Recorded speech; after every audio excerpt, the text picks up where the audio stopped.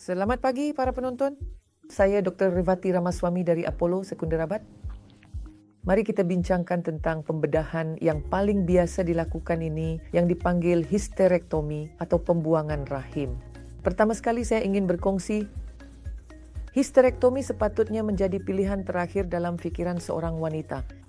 Dia mesti telah mencuba semua pilihan alternatif untuk masalah pendarahannya, masalah fibroidnya, masalah sista ovari sebelum membuang rahim, dan terutamanya jika anda seorang wanita muda di bawah umur 40 tahun, tolong jangan anggap pembuangan rahim sebagai satu pilihan.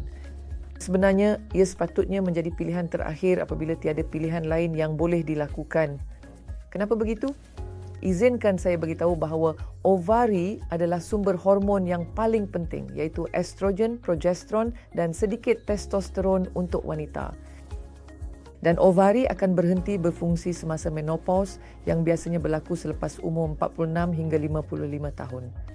Tetapi apabila anda membuang rahim sebelum umur 40 tahun, ovari akan berhenti berfungsi lebih awal. Kenapa? Kerana bekalan darah ke ovari dan bekalan darah ke rahim saling berkait di kawasan tertentu. Dan apabila kita membuang rahim, kita menjejaskan bekalan darah ke ovari.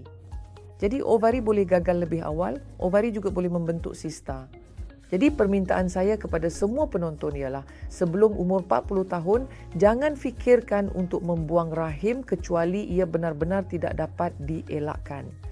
Walaupun selepas umur 40 tahun, terdapat banyak alternatif seperti histeroskopi, kolposkopi dan terapi hormon sebelum membuang rahim.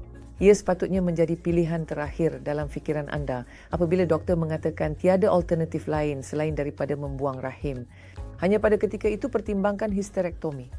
Terima kasih rakan-rakan.